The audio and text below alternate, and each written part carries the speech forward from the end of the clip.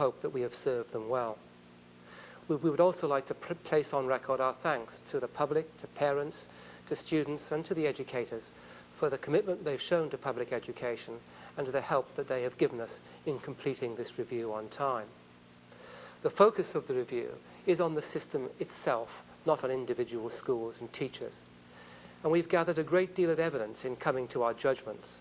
We've visited all schools, we have observed over 100 lessons, we've conducted interviews with stakeholders, we've reviewed the statistics, we've held 3 public meetings, and our email box has had over 100 contributions. In coming to our judgments, we have used 4 criteria. They are outstanding, good, satisfactory, and inadequate. And our feeling is that good should be the minimum standard acceptable on this island. Using these criteria, we've come to an overall judgment of the effectiveness of Bermuda schools. We have judged only 2 schools as being outstanding. They are 2 primary schools. 1 senior school we regard as being good, and 8 further primary schools are also regarded as good. We saw 4 middle schools that we regarded as being satisfactory, and 6 primary schools. We saw 2 primary schools, 1 middle school and 1 senior school that we regarded as being inadequate. In our judgment, preschools were generally good, and the special school that we saw was quite outstanding. We had insufficient evidence, however, to make a judgment on Bermuda College. In trying to summarize the overview of the review, I think we can say the following things. The first is that generally standards in schools are just too low. 1/3 of public schools are good or better. We did see a small amount of outstanding work, and 2/3 of schools are satisfactory at best. 4 schools are inadequate and are a great cause for concern. In our judgment, the middle schools are the least effective tier, and the ministry provides inadequate leadership. I'm now going to turn to my colleague, Dr. Lou Matthews, who's going to talk in more detail about the quality of standards in Bermuda's public schools. Lou. Thank you, David, and good evening. I'll start by just giving a general overview of standards of achievement across the system, followed by a report of specific standards at various levels within the system. The major finding of the team concerning achievement across the system was that there was considerable underachievement.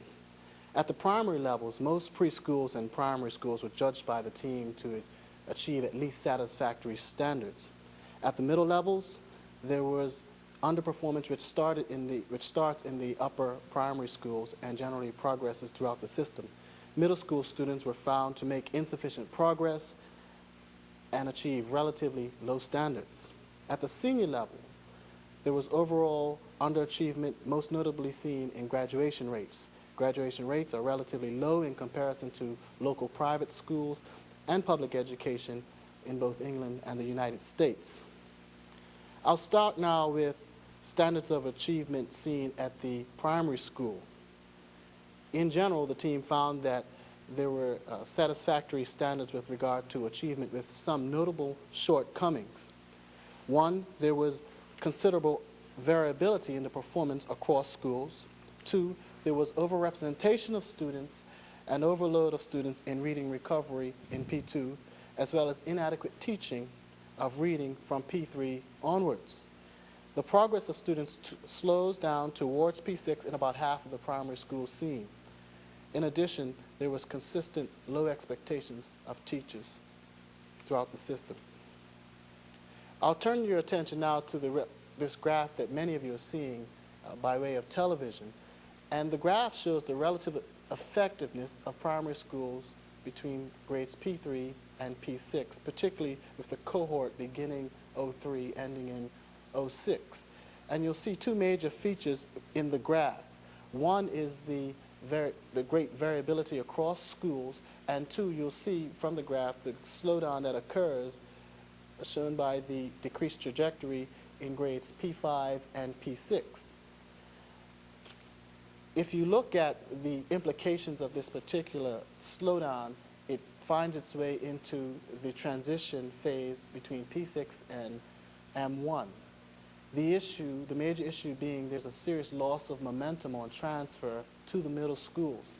This issue is indicated by three conditions. One, low expectations and a lack of challenge in teaching seen at the middle school. Two, a lack of curriculum continuity between each middle school and its partner primary schools. And three, inappropriate learning support strategies deployed throughout the upper part of primary schools, resulting in continued reading dependency. Again, if you look at the chart that is shown on your screen in front of you, you'll see that the chart shows the sharp decline, at least in the area of reading, across two different cohort groups, one in 2002, the other in 2005.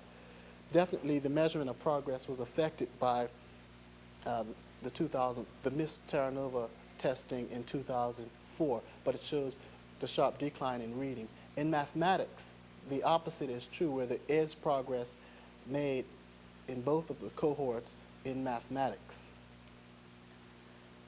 Turning your attention to the standards in the middle school, and similar findings are also evident. One is that there's great variability across the spectrum of middle schools. Two, standards by the end of the middle school phase are too low.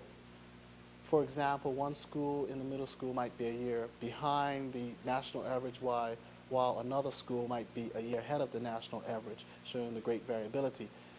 Overall achievement standards by the end of middle school students were consistently rated below the 50th percentile of U.S. students in the United States in both mathematics and in reading.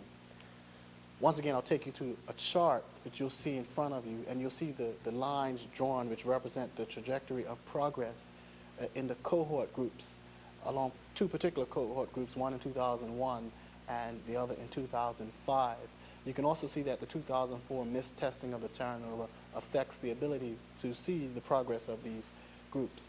But basically they show while progress is being made in some of the earlier years in the middle school, in the last 2 years at least, that progress has slowed and that trajectory of learning is much lower.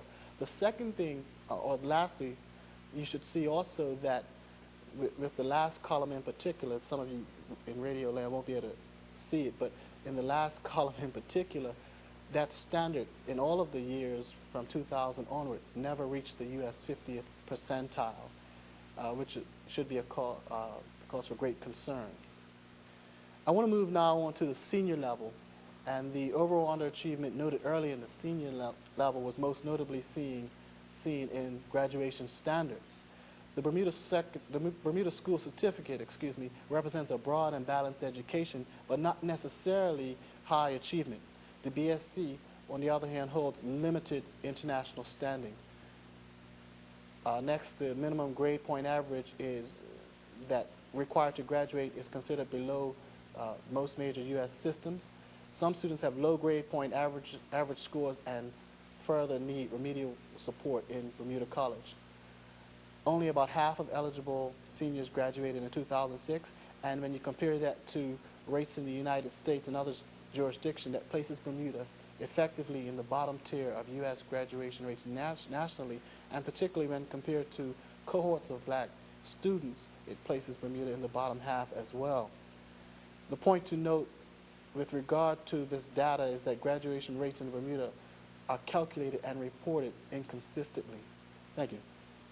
Lou, thank you very much.